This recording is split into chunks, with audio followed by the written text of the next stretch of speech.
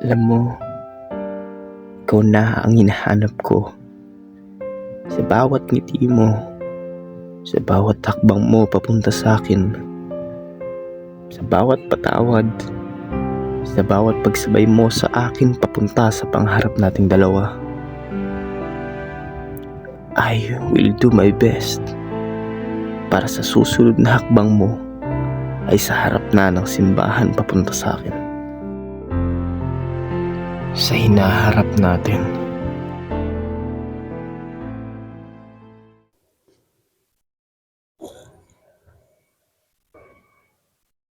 Hindi ka pa din ba tapos sa story mo? Hindi pa nga eh. Yan itong mga nakaraan.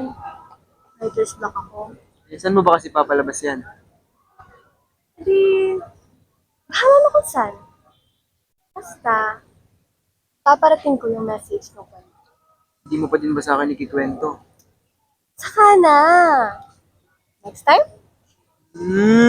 May next time. Face, gusto mo lang ako makita.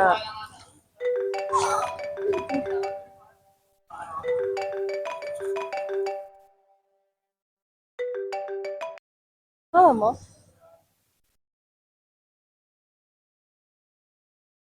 Mami mo?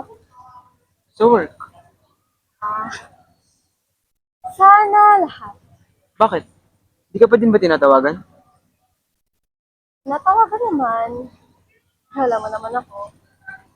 Not ready. Pero, malapit na. Anong gagawin mo sa una mong sahod? Kung sakali, Ano? bibilhin ko lahat ng gusto mo. Sahod mo yun tapos sa akin mo gagastusin.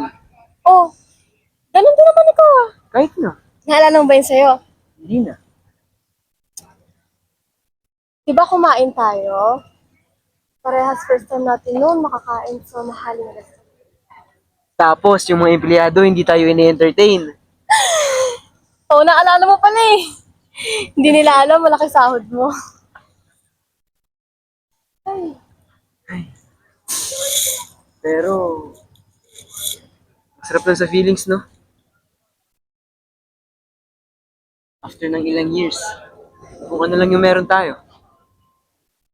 Pero ngayon, kaya na natin bilhin yung mga gusto natin. I'm proud of you. Proud din ako sa'yo. My future writer. Thank you. So, ikaw lang ang punta. Naniniwala sa akin. At ikaw lang din sa akin. Ikaw lang. Taon na nga tayo. 5 years? 6 years? 7.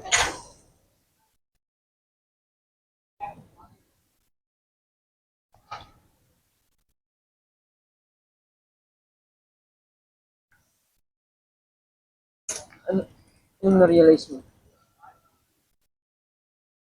Realize ko, hindi talaga natin hawak ang kapalaan. Kasi kung hawak ko, Alam mo naman kung gaano kita kamahal, di ba? yes, my love.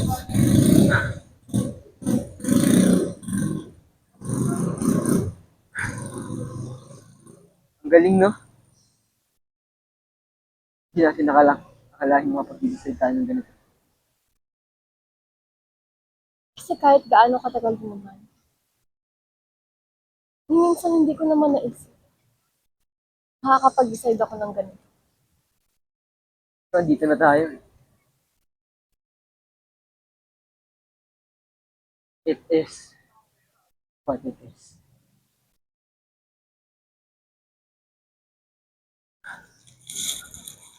So, anong plano mo? Magre-resign muna ako sa work ko. I will try new things. Or maybe settle down. Ikaw, So, alam, siguro tatry kong mag-out of town. Hindi ako mag-Baguio, Tagaytay, basta malayo. Bakit?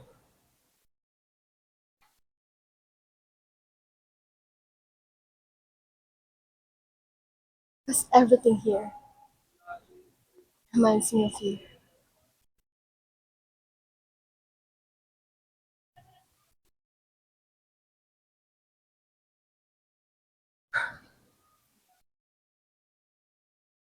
Magiging kwento na lang ba talaga tayo?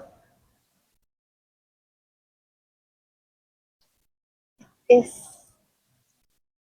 what it is.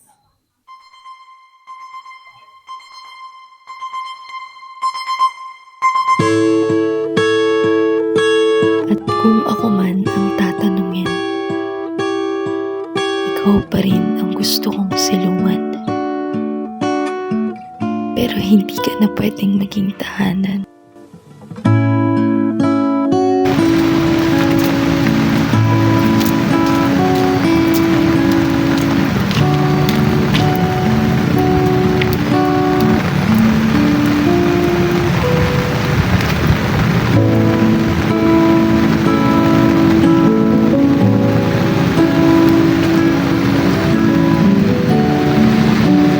Bakit ako?